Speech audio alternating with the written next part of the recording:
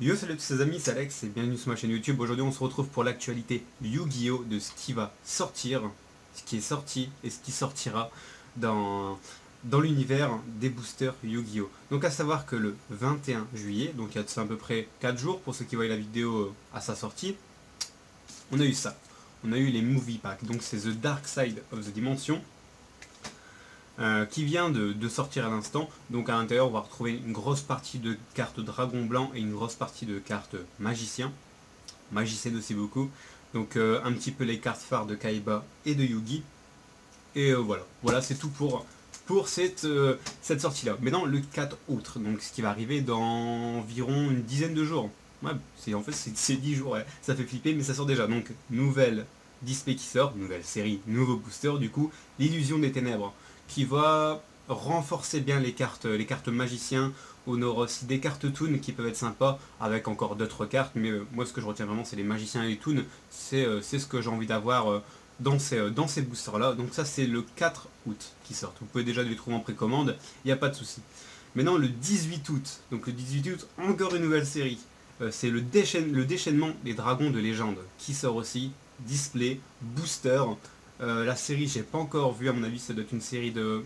Je sais pas, je pourrais pas vous dire. Je sais que l'illusion des ténèbres, c'est 100 cartes à l'intérieur, mais le déchaînement des dragons, je sais pas. Je sais que ça sort le 18 août, et vous pouvez faire des recherches sur Google. Un gros renfort au niveau des cartes dragons, du coup. Maintenant, on va passer au 1er septembre. Mais septembre, c'est dans un peu plus un mois et demi, on va dire. Le 1er septembre, on a quoi? On a ça. Donc ça, ce gros coffret là, c'était le coffret deck Legendary de Yugi qui était sorti déjà l'année passée, en septembre aussi, en français qui était sorti.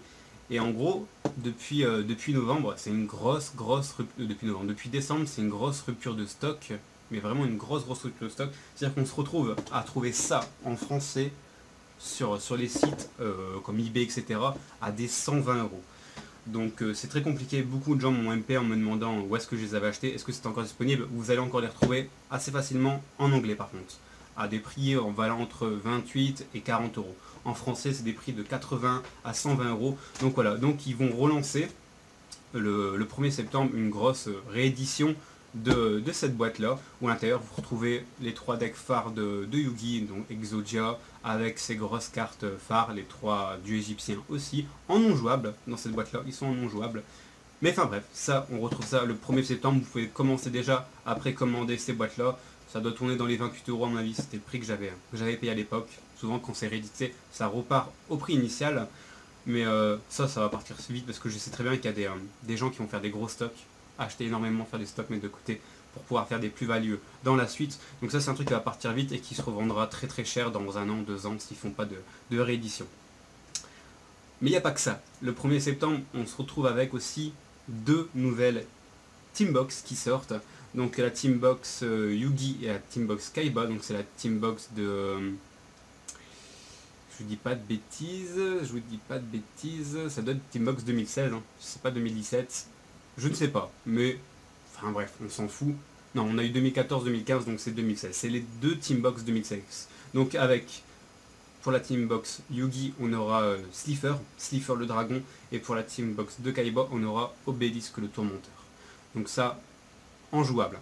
Donc ça sera un truc qui va vraiment envoyer du lourd. Moi je vais me faire un stock de 5-6 teambox de Kaiba, la base, mais je vais aussi prendre quelques teambox de Yugi pour compléter la collection. Et ça sort aussi le 1er septembre. Donc c'est un peu ça, pour ceux qui ne connaissent pas les teambox c'est ça. Ça c'est une teambox de 2014, celle-là. Juste derrière vous avez la 2015. Ici c'est des plus veilles, en gros chaque année ils sortent 2 teambox depuis 2014, ils ont sorti 2 teambox 2014, 2 teambox 2015, et les années précédentes c'était des fois 4 teambox, des fois des plus petites, ça varie. Mais là depuis 3 ans ils nous sortent vraiment 2 teambox par an, et là c'est Kaiba et Yugi. Pourquoi? Sûrement à cause du film qui sort aussi, donc ça va lancer une grosse polémique. C'est aussi pour ça qu'ils reviennent un petit peu aux sources en ce moment, avec comme les displays Millennium, les movie packs, etc. On repart un petit peu dans le rétro Yugi, donc en fait ils font un mélange d'anciennes cartes et de nouvelles cartes phares qui arrivent, mais c'est aussi pour donner un petit peu aux anciens joueurs envie de revenir, de revoir les anciennes cartes qui jouaient, etc. Donc voilà, c'est tout. On a 1, 2, 3, 4, 5 sorties. 5 sorties en moins de 2 mois. Donc qui est plutôt pas mal. Et encore, hein, au début du mois, on a eu ça. Hein.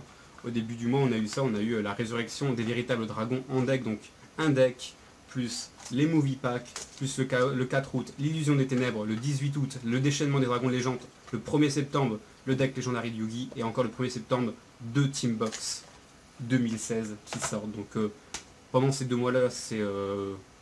Konami, ils envoient de la série. Et au final, c'est quand même quelque chose de bien. C'est ce qui nous permet aussi de continuer à faire vivre le jeu. Parce que si c'est vrai qu'on aurait 1 ou 2 séries qui sortiraient par an, on se ferait vite chier quand même. On se ferait vite chier. Que là, on a vraiment pas mal de produits. Donc on voit qu'ils sont toujours derrière. Après, d'autres personnes vont reprocher en disant bah ouais, mais c'est juste un business, ils veulent juste vendre. C'est vrai, c'est une entreprise, c'est logique.